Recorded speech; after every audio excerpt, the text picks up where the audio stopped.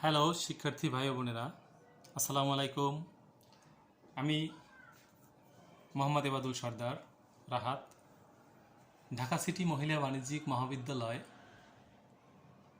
থেকে আজকে তোমাদের হিসাব বিজ্ঞান দ্বিতীয় পত্র থেকে কোম্পানির আর্থিক অবস্থার বিবরণী বর্ণনা করো। কোম্পানির আর্থিক অবস্থা বিবরণীর ধাপ 5টি। বিশদ আয় বিবরণী 1, সংরক্ষিত আয় বিবরণী 2, শেয়ার হোল্ডারদের স্বত্ব বিবরণী 3, আর্থিক অবস্থার বিবরণী 4, নগদ অবস্থার বিবরণী 5। এই 5টির মধ্যে আমরা কোম্পানির আর্থিক অবস্থার বিবরণীতে বিশদ আয় বিবরণী যেটি রয়েছে 1 নম্বরে, সেই বিশদ আয় বিবরণীর মধ্যে আমাদের বিশদ আয় বিবরণীর মধ্যে থাকবে আয় ব্যয়, সমস্ত প্রকার আয়, সমস্ত প্রকার ব্যয়। এই আয় ব্যয় মাধ্যমে আমরা বিশদ আয় বিবরণী তৈরি করব। ওল্ড নিয়মে আমরা দুটা পার্ট করতাম, একটা হচ্ছে ক্রয় বিক্রয় হিসাব আর একটা হচ্ছে লাভ লোকসান হিসাব। ক্রয় বিক্রয় হিসাব থেকে আমরা পাইতাম মোট লাভ, গ্রোস প্রফিট, আর লাভ লোকসান হিসাব থেকে পাইতাম নেট লাভ, নেট প্রফিট। আমরা দুটোকে এখন এই বিশদ আয় বিবরণীর ভিতর নিয়ে আসা হয়েছে। একটা আধুনিক ছক, এই ছকের ভিতরে বিশদ আয় বিবরণীর ভিতরে আমরা যেটাকে বলে উলম্ব রেখা, এর ভিতরেই আমরা পাবো লাভ লোকসান হিসাবে মোট লাভ পাবো এবং নেট লাভ পাবো। এখন বিশদ আয় বিবরণী হচ্ছে কোম্পানি আর্থিক অবস্থা বিবরণী 1 নম্বর ধাপ, বিশদ আয় বিবরণী। এখন আমাদের এই বিশদ আয় বিবরণীর ভিতর কি কি যাবে, কোন কোন পয়েন্ট আমাদের বিশদ আয় বিবরণীর ভিতর যাবে, সেগুলো আমাদের নির্ণয় করতে হবে। প্রথমত 1 নম্বরে বিশদ আয় বিবরণীর মধ্যে আমাদেরকে করতে হবে কি, প্রথমে আমাদের নেট বিক্রয় বের করতে হবে। নেট বিক্রয় বের করতে হবে। নেট বিক্রয় বের করার পরে আমাদের বের করতে হবে নেট ক্রয়। নেট ক্রয়, নেট ক্রয় বের করার পরে 3 নম্বর বের করতে হবে বিক্রিত পণ্যের ব্যয়। বিক্রিত পণ্যের ব্যয়, বিক্রিত পণ্যের ব্যয়ের পরে আমরা বের করার পরে আমরা কি পেয়ে যাব, 4 নম্বরে আমরা পেয়ে যাব মোট লাভ। আমরা মোট লাভ এখানে পেয়ে যাচ্ছি। তাহলে আমাদের নেট বিক্রয় মানে বিক্রয়ের ভিতর কি কি যাবে, বিক্রয়ের সাথে কি যোগ হবে, বিক্রয়ের থেকে কি বাদ হবে, তা সম্পাদন করার পরে আমরা নেট বিক্রয় পাবো। নেট ক্রয়, ক্রয়ের সাথে কি যোগ হবে, ক্রয়ের সাথে কি বিয়োগ হবে, তা সম্পাদনের পরে নেট ক্রয় পাবো। বিক্রিত পণ্যের ব্যয়, যেটাকে ইংলিশে বলে কস্ট অফ গুডস সোল্ড, বিক্রিত পণ্যের ব্যয় পাবো আমরা প্রারম্ভিক মজুদ, তার সাথে নেট ক্রয় মানে ক্রয় সম্পর্কিত যা, তার প্রত্যক্ষ খরচের সাথে যেগুলো রিলেটেড থাকে সেগুলো যাবে, যোগ হবে। তারপরে আমরা সমাপনী মজুদ পণ্য বিয়োগ করলে বিক্রিত পণ্যের ব্যয় পাবো। তারপর বিক্রিত পণ্যের ব্যয় আমরা নেট বিক্রয় থেকে বাদ দিলে আমরা মোট লাভ পাবো। এই হচ্ছে আমাদের মোট লাভ পর্যন্ত। এরপরে আমাদের দরকার পরিচালন ব্যয়। পরিচালন ব্যয় 5 নম্বর। 6 নম্বরে আমাদের দরকার পরিচালন ব্যয় বা অপরিচালন আয়।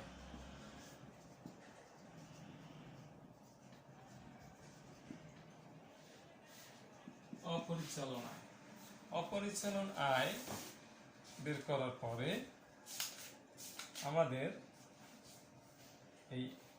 আমাদের এখান থেকে অপরিচালন আয়ের পর অপরিচালন ব্যয় দরকার।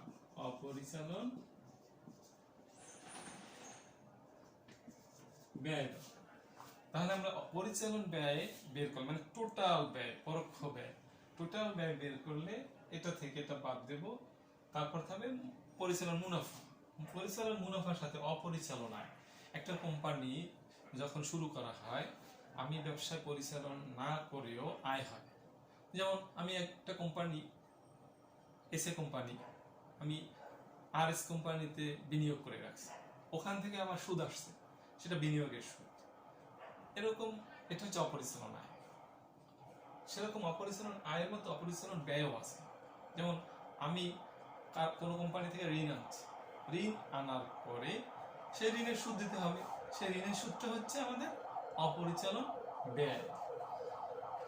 এখন আমাদের এই এই ম্যাটেরিয়ালস গুলা 1 2 3 4 5 6 7, এই 7 আইটেম করলে আমরা নিট মুনাফা পাবো। 7 আইটেম করলে আমরা কি পাবো? নিট মুনাফা। নিট মুনাফা, নিট মুনাফা পাবো। এর মধ্যে আমাদের সৃজনশীল অঙ্কে সৃজনশীল যারা করি, এখন জেনারেলি সৃজনশীল রয়েছে। আর এইচএসসি বিএম যে কারিগরি শিক্ষা বোর্ডের অধীনে, আমাদের কলেজটা কারিগরি শিক্ষা বোর্ডের অধীনে, তাই সেখানে সৃজনশীল কোশ্চেন আসে না, শুধু বাংলাটা সৃজনশীল, হিসাব বিজ্ঞানটা সৃজনশীল নয়। তাই আমরা সৃজনশীল এবং সৃজনশীল ছাড়া উভয় দেখাবো। তোমরা জেনারেল যারা সাধারণ ছাত্রছাত্রী জেনারেল কলেজের, তাদেরও উপকৃত হবা, তারাও উপকৃত হবা, এবং যারা আমাদের কারিগরি শিক্ষা বোর্ডের অধীনে রয়েছে তারাও উপকৃত হবে। তা আমরা দুই শিক্ষার্থীদের জন্য একেবারে আর্থিক অবস্থা বিবরণী করাচ্ছি। তা এখানে আমাদের আরো কিছু ম্যাটেরিয়ালস আছে, কোশ্চেন আছে, যেগুলো করা যেতে পারে।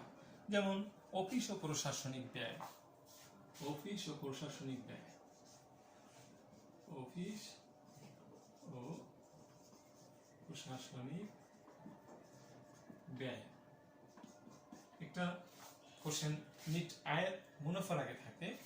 তারপরে আমাদের এখানে আছে বিক্রয় ও বিতরণ খরচ, বিক্রয় ও বিতরণ খরচ, বিক্রয় ও বিতরণ খরচ রয়েছে।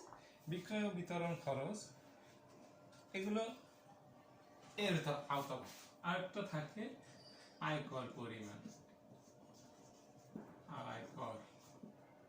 তাহলে আমরা দেখব যে এখান থেকে আমাদের এই নিট মুনাফাটা, ঠিক আছে, এখানে চলে আসে নিট মুনাফা,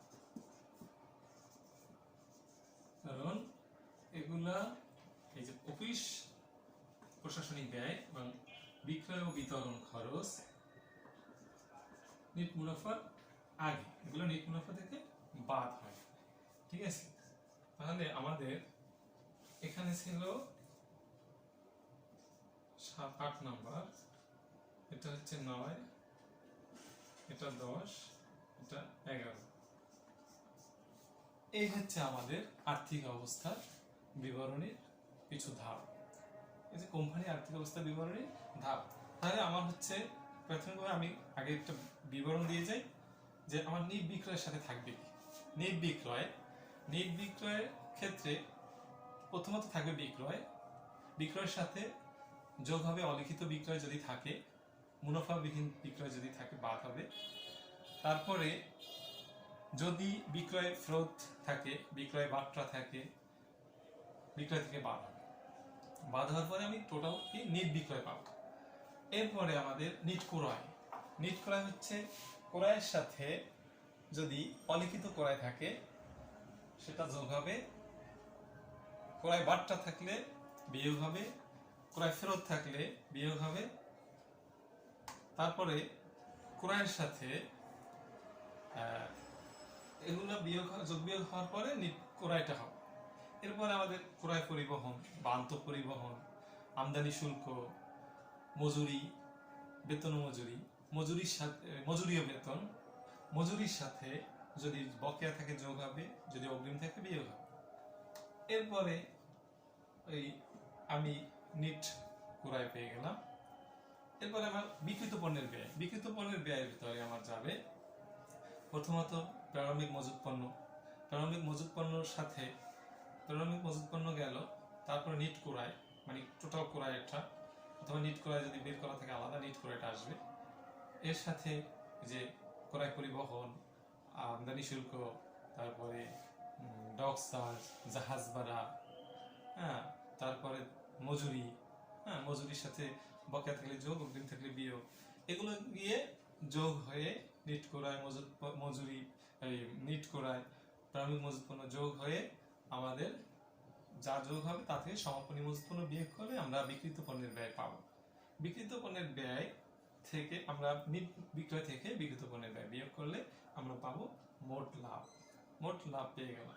এবার পরিচালন ব্যয়। পরিচালন ব্যয় হচ্ছে আমাদের যে একটা কোম্পানি পরিচালনা করতে গেলে যে ব্যয় হয়, ঠিক আছে, সেগুলো যেমন বেতন, বেতনের সাথে বকেয়া থাকলে যোগ, অগ্রিম থাকলে বিয়োগ, বেতন, ভাড়া, ভাড়ার সাথে বকেয়া থাকলে যোগ, অগ্রিম থাকলে বিয়োগ, বেতন, এরকম ভ্রমণ খরচ, এরকম, তারপর অনাদায়ী দেনা থাকে, অনাদায়ী দেনা যদি রেওয়ামিলে থাকে সেটা হবে, যদি সমন্বয়ে নতুন অনাদায়ী দেনা থাকে সেটা যোগ হবে, যদি সমন্বয়ে নতুন অনাদায়ী সঞ্চিতি থাকে সেটা বের করে যোগ হবে, অথবা পুরাতন যদি রেওয়ামিলের পুরাতন যেটা অনাদায়ী কোনো সঞ্চিতি থাকে সেটা বিয়োগ হবে। এটা গেল আমার অনাদায়ী পাওনা। তারপর বিজ্ঞাপন। বিজ্ঞাপন আমার খরচ রেওয়ামিলে যদি 8,000 থাকে, অর্ধেক যদি বিলম্বিত থাকে তাহলে অর্ধেক বাদ দিয়ে দেখাতে হবে, অর্ধেক যাবে, তাহলে বিজ্ঞাপন খরচ যাবে। তারপরে আমাদের আসবাবপত্র মানে সম্পত্তির অবচয়, অবচয়টা যাবে। তারপর অবলোপন, সুনাম অবলোপন থাকে, ইজারা সম্পত্তি অবলোপন থাকে, বিস্তারিত এগুলো যাওয়ার পরে সমস্ত ব্যয় আমি পরিচালন ব্যয়, টোটাল পরিচালন ব্যয় পাইলাম। টোটাল পরিচালন ব্যয় বাদ দেবো মোট লাভ থেকে। মোট লাভ থেকে বাদ দেওয়ার পরে আমি পাবো কি, যেটা পাবো সেটার নাম হচ্ছে পরিচালন আয়। পরিচালন আয়, তাহলে অপরিচালন আয় যোগ করবো। অপরিচালন আয়ের ভেতরে থাকবে বিনিয়োগের সুদ, বিনিয়োগের সুদ থাকবে, তারপরে আমাদের কমিশন প্রাপ্তি, তারপরে শিক্ষানবিশ সেলামি, উপভাড়া যদি থাকে, ব্যাংক জমার সুদ, হ্যাঁ, ইত্যাদি ইত্যাদি প্রাপ্তিগুলা, এগুলা অপরিচালন আয়। অপরিচালন আয়টা আমি যে পরিচালন মুনাফার সাথে যোগ করলাম, তারপর আমার অপরিচালন ব্যয় কি, অপরিচালন ব্যয়টা আমার বিয়োগ করতে হবে। অপরিচালন ব্যয়টা হচ্ছে আমাদের অপরিচালন ব্যয় হচ্ছে ঋণের সুদ, তারপর ব্যাংক জমাতিরিক্তের সুদ, তারপরে এরকম বিভিন্ন ক্ষতি, বিবিধ ক্ষতি, যদি চুরি হয়, হ্যাঁ, বা হারিয়ে যায়, এগুলো ইত্যাদি ইত্যাদি, এগুলো বিয়োগ করে আমরা পেয়ে যাব নিট মুনাফা। এখন এই আমাদের এই পরিচালন ব্যয়ের ভেতর আমাদের অফিস প্রশাসনিক ব্যয় থাকে, ঠিক আছে। পরিচালন ব্যয়ের ভেতর অফিস প্রশাসনিক হচ্ছে অফিস খরচের যেগুলো, সেগুলো অফিসে, অফিস এবং প্রশাসনিক ভিত্তিক। আর যেগুলো হচ্ছে বিক্রয়ের সাথে রিলেটেড সেগুলো হচ্ছে বিক্রয় ও বিতরণ খরচ। সেই পরিচালনার ভেতর এই দুইটা, হ্যাঁ, এখানে চলে আসে। এখন আমরা স্টুডেন্টরা, শিক্ষার্থী ভাই বোনেরা, এখন তোমাদেরকে একটি অঙ্ক করে দেখাবো। তোমরা আমার বিবরণটা নিশ্চয়ই শুনেছ, মনোযোগ দিয়ে শুনতে হবে, কারণ তোমাদের ক্লাস অনলাইনে হচ্ছে। তোমরা বাসায় বসে এগুলো প্র্যাকটিস করবা, আজকেরটা আজকে করবা, আবার আগামী দিন আমরা যেটা করাবো সেটা করবা। এভাবে তোমরা ক্লাস সম্পন্ন করে এগিয়ে যাও। তোমাদের এইচএসসি পরীক্ষা হয়তোবা মে মাসে হতে পারে, মে মাসের শেষের দিকে শুরু হতে পারে, বা জুন মাসে। তাই এই করোনা ভাইরাসের কারণে আমরা খুবই আল্লাহর কাছে বেশি বেশি দোয়া করব, দোয়া চাবো, আল্লাহকে বলবো আল্লাহ আমাদের করোনা থেকে মুক্ত করে দাও। তো আমরা এই দুর্যোগের মহামারীর কারণে অনলাইনে ক্লাস করাচ্ছি। তো তোমরা কি করবা, তোমরা মনোযোগ সহকারে আমাদের ক্লাসগুলো দেখ, এবং আমরা যে করাচ্ছি অনুশীলন, সেই অনুশীলনগুলো করবা। তাহলে তোমরা কি হচ্ছে, তোমাদের পার্ট বাই পার্ট তোমাদের এগিয়ে যেতে পারবে, তোমাদের পড়াশোনা এগিয়ে যাবে, তোমরা পরীক্ষার সময় ভালো করে পরীক্ষা দিতে পারবে, তোমাদের পিছিয়ে থাকতে হবে না। তাহলে আমরা যাচ্ছি অঙ্কে।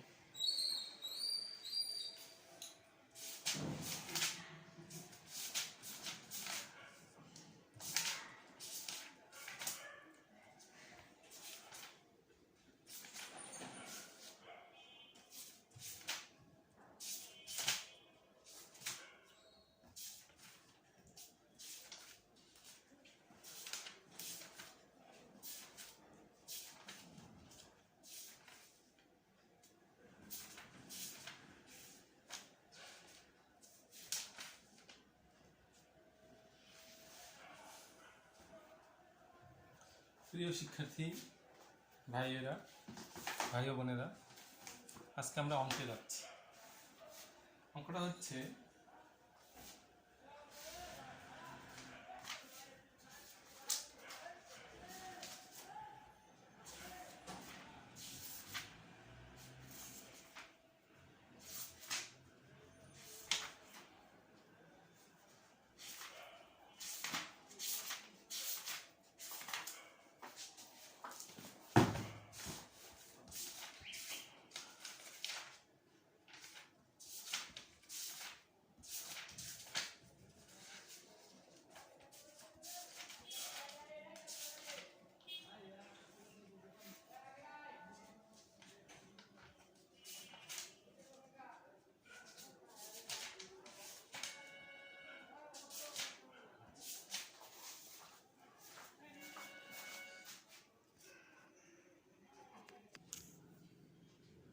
হ্যালো শিক্ষার্থীরা, আমরা তাহলে কি করতে যাচ্ছি না, আমরা আর্থিক অবস্থার বিবরণী অঙ্ক করতে চাচ্ছি।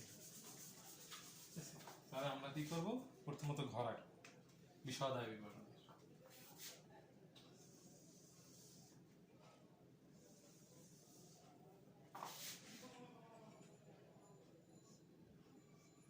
বিবরণ টাকা টাকা, বিবরণ টাকা টাকা, এখানে হবে বিবরণ টাকা টাকা। এখানে হচ্ছে প্রতিষ্ঠানের নাম, প্রতিষ্ঠানের নাম আমরা যে অঙ্কটা করতে যাচ্ছি সে অঙ্কটা দেখি, শম্পা লিমিটেড, শম্পা লিমিটেডের বিশদ আয় বিবরণী। এটা হচ্ছে অঙ্কটা হচ্ছে 2019 সালের 31 ডিসেম্বর সমাপ্ত বছরের।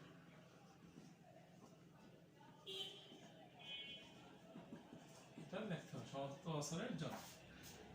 তাহলে আমাদেরকে প্রথমত কি করতে হবে, আমাদেরকে করতে হবে বিশদায় বিবরণীতে যে আমরা প্রথমত অঙ্কের ভিতরে আমাদের কি কি আছে দেখতে হবে। এখানে আছে, প্রথমত আমরা একবার রিডিংটা পড়ে নিই। দেনাদার ক্রয় মজুত পণ্য, আসবাবপত্র, দালান কোঠা, সুনাম, বেতন, প্রদত্ত সুদ, প্রদত্ত ভাড়া, বিক্রয় কর্মীর বেতন, পরিবহন খরচ, লভ্যাংশ প্রদান, হাতে নয়। এটি ছিল বিবরণীর ডেবিট পাশ। ক্রেডিট পাশে আমাদের কোনো সঞ্চিতি, পুঞ্জীবিত অবস্থায় আসবাবপত্র, পুঞ্জীবিত অবস্থায় দালান কোঠা, বিক্রয়, প্রাপ্ত সুদ, ডিবেঞ্চার, শেয়ার মূলধন, সংরক্ষিত মুনাফা। আমাদের সমন্বয় সমূহতে দেওয়া আছে সমাপনী মজুত পণ্যের মূল্যায়ন করা হয়েছে 1 লক্ষ টাকা। দালান কোঠার উপর 5% এবং আসবাবপত্রের উপর 10% অবস্থায় ধার্য করতে হবে। অনাদায়ী দেনা সঞ্চিতি বৃদ্ধি করে 8,000 টাকায় উপনীত করতে হবে। বেতন বকেয়া আছে 20,000 টাকা, ডিবেঞ্চারের সুদ বকেয়া আছে 10,000 টাকা। নিট লাভের 40% আয়কর বাবদ সঞ্চিতি রাখতে হবে। নিট লাভের 12,000 টাকা সঞ্চিত তহবিলে স্থানান্তর করতে হবে। এরপরে আমাদেরকে বলছে শম্পা লিমিটেডের 2019 সালের 30 জুন তারিখে বিশদ আয় বিবরণী ও সংরক্ষিত আয় বিবরণী প্রস্তুত করতে বলছে এবং বছর শেষে আর্থিক অবস্থা বিবরণী। এটা সৃজনশীল নয়, সৃজনশীল ছাড়া। ঠিক আছে, সৃজনশীল ছাড়া করাবো, কিন্তু সৃজনশীল সিস্টেম তো আমরা প্রথমেই নিয়ে আসছি, বিবরণ প্রথম যে আমরা লেকচার দিছি তাতে নিয়ে আসছি। তাহলে আমরা ঘর আঁকলাম শম্পা লিমিটেডের বিশদ আয় বিবরণী 2019 সালে 31 ডিসেম্বর সমাপ্ত বছরের, এটা জুন মাসে 2019 সালে 30 হচ্ছে 30 জুন, 30 জুন। তাহলে এটা শিক্ষাবর্ষ শুরু হয়েছে জুলাই টু জুন, 2018 সালে জুলাই থেকে 2019 সালে জুন পর্যন্ত হিসাব বর্ষ। ঠিক আছে, আর যেটা ডিসেম্বরে শুরু হয়, মানে হিসাবটা করি আমরা, সেটা জানুয়ারি থেকে ডিসেম্বর পর্যন্ত 1 বছরের অঙ্ক। তাহলে আমরা প্রথমত আমাদের লাগবে বিক্রয়। বিক্রয় আমাদের রেওয়ামিলে রয়েছে 20 লক্ষ টাকা। ঠিক আছে, বিক্রয় রয়েছে আমাদের 20 লক্ষ টাকা। তাহলে বিক্রয়ের সাথে আমাদের এখানে কিছুই নাই, কিছুই নাই। বিক্রয়ের সাথে আমাদের টাকার ঘর তিনটা, এখানে আর একটা খসড়ার ঘর দিয়ে দিই, কারণ এটা মানে ঘরের বাহিরে হয়ে যাবে। তাহলে বিক্রয় আমাদের 20 লক্ষ টাকা, বিক্রয়ের সাথে আমাদের ফেরত নাই, বিক্রয় বার্তা নাই, অলিখিত বিক্রয় নাই, আমাদের পাচ্ছি না আমরা এগুলো, ঠিক আছে। এরপরে আমরা বিক্রয় থেকে বাদ দেব বিক্রিত পণ্যের ব্যয়, বা বিক্রিত পণ্যের ব্যয়। বিক্রিত পণ্যের ব্যয়ের ভেতরে কি কি যায়? প্রথমত যাবে আমাদের প্রারম্ভিক মজুত পণ্য। প্রারম্ভিক মজুত পণ্য, মজুত পণ্যতে আমাদের মজুত পণ্যের ভিতরে রেওয়ামিলে দেওয়া আছে আমাদের 60,000 টাকা। এটা যাবে দ্বিতীয় ভাগে, কারণ এর সাথে কেউ নাই, এটার সাথে কেউ নাই, নিট ক্রয় এগুলো যোগ হয়ে এখানে আসবে, তারপর এখান থেকে ওখানে যাবে।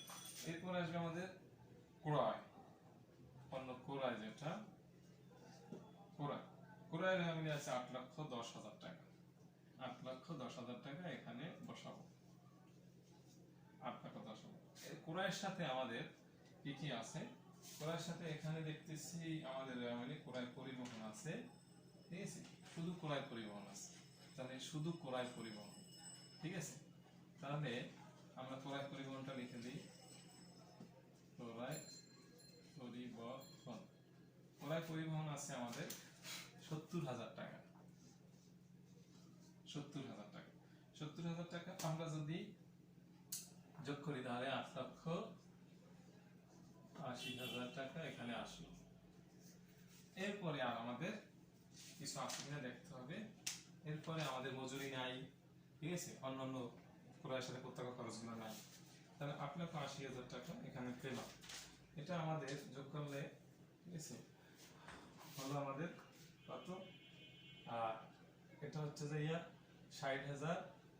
আমরা একটা কাজ করি, একবারে করে দিই, ঠিক আছে। সমাপনী মজুত পণ্য, সমাপনী মজুত পণ্যটা হচ্ছে বাদ। সমাপনী মজুত পণ্য হচ্ছে আমাদের 1 লক্ষ টাকা। আমরা বারবার না করে একবারে ব্র্যাকেট দিয়ে যাই, ব্র্যাকেট মানে মাইনাস। তাহলে 8,60,000, 8,80,000 আর 60,000, 8 আর 6 14, 9,40,000 থেকে 1 লাখ গেলে 8,40,000 এখানে বলে, 8,40,000।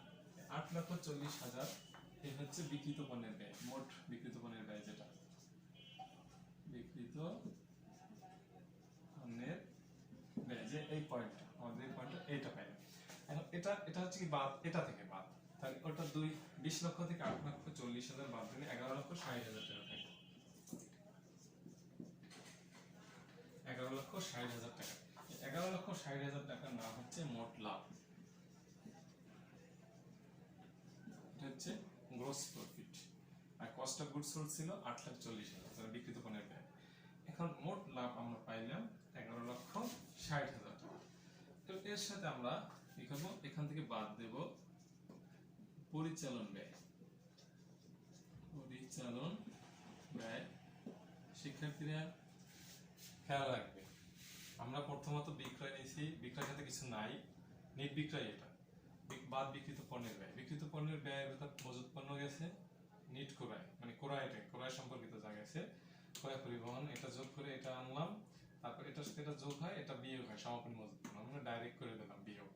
এখানে আমরা যেটা পাইলাম এটা হচ্ছে বিক্রিত পণ্যের ব্যয়। বিক্রিত পণ্যের ব্যয় বিক্রয় থেকে বাদ দিয়ে মোট লাভ পাইলাম 11,60,000 টাকা। এরপর আমরা বাদ দেবো কি? পরিচালন ব্যয়। পরিচালন, কোম্পানি পরিচালনা করতে গিয়ে যে ব্যয়গুলো হয়। তো পরিচালন ব্যয়ের বেতন আমাদের এখানে আছে, রেওয়ামিলে বেতন আছে 2,60,000 টাকা। বেতন আছে 2,60,000 টাকা। 2,60,000 টাকা আমাদের বেতন। এর সাথে আমাদের সমন্বয়ে বকেয়া আছে, বেতন বকেয়া আছে 20,000 টাকা। বকেয়া আছে 20,000 টাকা আমাদের সমন্বয়। 20 আর 60,000 টাকা, 2,80,000 টাকা। 2,80,000 টাকা হলো আমাদের বেতন। এরপর হচ্ছে ভাড়া, আমার ভাড়া আছে ৬০,০০০ টাকা। ভাড়ার সাথে কিছু নাই, ভাড়া আছে শুধু ৬০,০০০ টাকা। এরপরে আমাদের ভাড়া গেল। এরপরে আছে আমাদের অবচয়। এরপর আমাদের একটা অনাদায়ী পাওনা আছে। অনাদায়ী পাওনা, অনাদায়ী মানে দেনাদারের কাছে আমরা যে টাকাটা পাবো, মানে দেনাদার মানে প্রাপ্য হিসাব, প্রাপ্য হিসাবের কাছে যে টাকাটা পাবো তার অনাদায়ী দেনা, সেই টাকাটা পাবো না। ঠিক আছে, অনাদায়ী দেনা হচ্ছে আমাদের ৩,০০০ টাকা। তোমরা কি খেয়াল করতেছো? খেয়াল করো। এরপরে আছে আমাদের অবচয়। অবচয় সমূহ, অবচয় সমূহ কি কি অবচয় আছে আমাদের? এখানে দালান কোঠা আছে, দালান কোঠা 5%। দালান কোঠা আমাদের মিলে রয়েছে। দালান কোঠা হচ্ছে 14 লক্ষ টাকা। দালান কোঠা 14 লক্ষ টাকার 5% কত আসে? 70,০০০ টাকা। 70,০০০ টাকা। এরপর আছে আমাদের আসবাবপত্র। আসবাবপত্র মিলে আছে 1 লক্ষ টাকা। আসবাবপত্র আছে 1 লক্ষ টাকা। 1 লক্ষ টাকার 10% 10,০০০ টাকা। 10,০০০ টাকা। তারপরে এখানে আছে বিক্রয় কর্মীর বেতন ছিল। বিক্রয় কর্মীর বেতন আমরা এটা এখানেও দিয়ে দিতে পারি, এখানেও দিলেও হবে। বিক্রয় কর্মীর বেতন,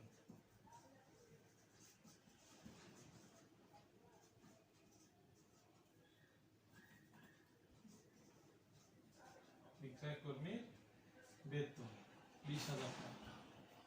এখানে তাহলে আমাদের ছিল 70,০০০ 80,০০০ টাকা সমন্বয়।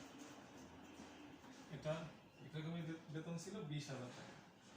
এবার টোটাল এটাকে যোগ করলে দাঁড়ায় কত? 2,80,000 আর 20 3 লক্ষ। 3 লক্ষ 8 আর 6 14, 1,40,000, 4,40,000 আর 3 4,43,000 টাকা। 4,43,000 টাকা। 4,43,000 টাকা তুমি 11,60,000 টাকা থেকে তোমরা বিয়োগ করো, তো 7,17,000 টাকা। 7,17,000 টাকা। 7,17,000 টাকা হচ্ছে আমাদের কি? পরিচালনা আয়। পরিচালন আয়।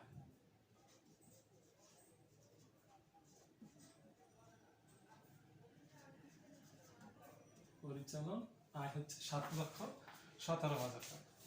এবারে আমাদের আর অল্প একটু বাকি আছে। এখন আমরা উপর থেকে একটু মুছে নেই।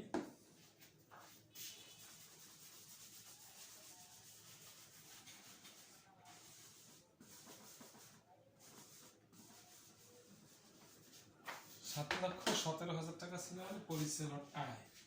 এবার আমাদের যদি অপরিচালন আয় থাকে তার যোগ করতে হবে। অপরিচালন আয়,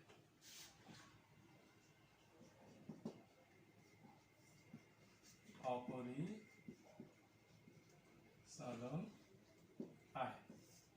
অপরিচালন আয়ের ভিতর আমার এখানে আছে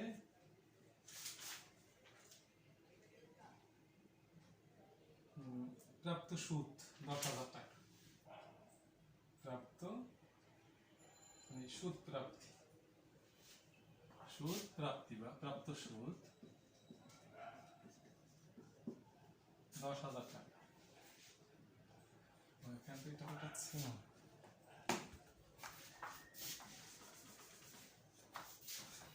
প্রাপ্ত সুদ 10,000 টাকা। একটাই হচ্ছে আমাদের অপরিচালন আয়। এই 10,000 হচ্ছে 7,17,000 সাথে যোগ, যোগ অপরিচালন আয়। পরিচালন আয়ের সাথে অপরিচালন আয় যোগ প্রাপ্ত সুদ হচ্ছে 10,000। 7,17,000 7,27,000 টাকা। ক্লিয়ার শিক্ষার্থীরা? এরপরে হচ্ছে আমার বাদ অপরিচালন আয়, অপরিচালন ব্যয়। অপরিচালন ব্যয় আয়ত্ত যোগ করলাম অপরিচালন ব্যয়ের ভিতর আছে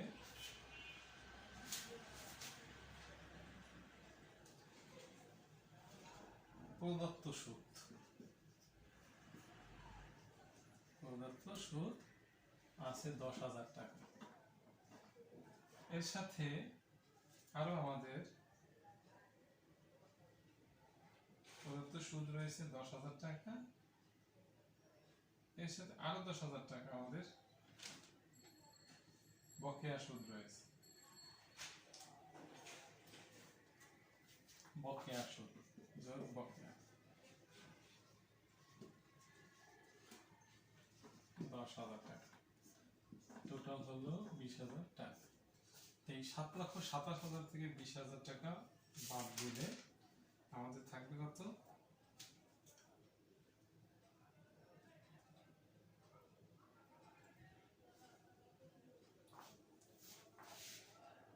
27। তাহলে 20,000 বাদ দিলে থাকবে আমাদের 7,07,000 টাকা। 7,07,000 টাকা। 7,07,000 টাকা আমরা এটা পেলাম নিট আয়, নিট মুনাফা বা নিট আয় 7,07,000। এরপরে আমাদের আয়কর সঞ্চিতি আছে 40%। নেট লেভেলের উপর 40% আয়কর সঞ্চিতি রাখতে হবে। আয়কর সঞ্চিতি হচ্ছে আমাদের কত? 40% বা আয়কর সঞ্চিতি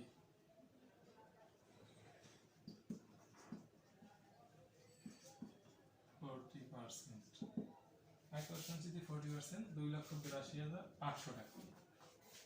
2,82,800 টাকা। এটা যদি বাদ দিই আমরা তাহলে 4,24,200 টাকা। 4,24,200 টাকা আমাদের হচ্ছে কর পরবর্তী নেট মুনাফা। কর পরবর্তী নেট লাভ। কর পরবর্তী নেট মুনাফা। তাহলে কর পরবর্তী নেট মুনাফা এটা হচ্ছে কর পূর্ববর্তী। ঠিক আছে, এটাকে আমরা যদি দেখি তাহলে কর পূর্ববর্তী নেট মুনাফা। কর পূর্ববর্তী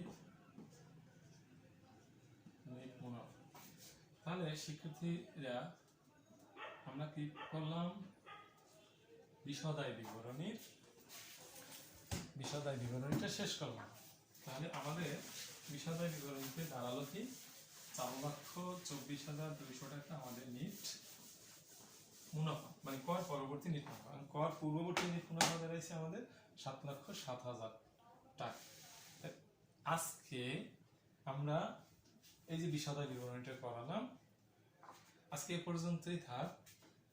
তোমরা বিশদায় বিবরণী যে অঙ্কটা করাইছি সেটা করবা, আরো তোমরা এক্সারসাইজের জন্য এর পরবর্তী 2-3টা করবা নিজেরা। এরপর আমাদের নেক্সট ক্লাসে আমরা এই বিশদায় বিবরণী শেষ করলাম। এরপরে আমাদের কোম্পানির আর্থিক অবস্থা বিবরণীতে আছে সংরক্ষিত আয় বিবরণী, তারপরে আছে মালিকানা সত্ত্ব বিবরণী, তারপর হচ্ছে আর্থিক অবস্থা বিবরণী। আমরা সেগুলো আগামী ক্লাসে তোমাদেরকে করাবো। ঠিক আছে শিক্ষার্থীরা, ভালো থেকো। নিয়মিত সাবান দিয়ে হাত ধোবা। ঠিক আছে, নিয়মিত মাস্ক পরবা, যদি বাহিরে বের হও নিজেকে প্রোটেকশন রাখবা। ঠিক আছে, যেন আমরা ভাইরাসে আক্রান্ত না হই, আমরা সকলে যেন সুস্থ থাকি সেই আশা ব্যক্ত রেখে আজকের মতো ক্লাস এখানেই বিদায় নিচ্ছি। খোদা হাফেজ।